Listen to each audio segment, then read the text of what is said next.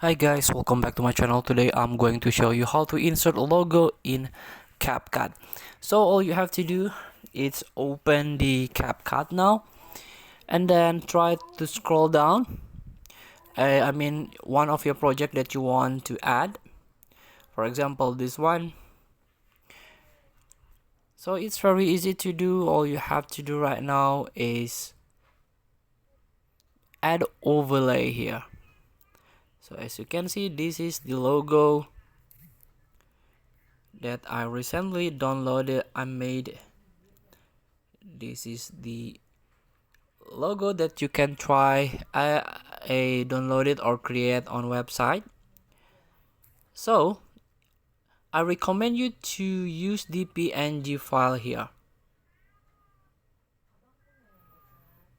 So feel free to try. Thank you for watching. Don't forget to comment, like, and subscribe, and also click the button below. See you in the next video.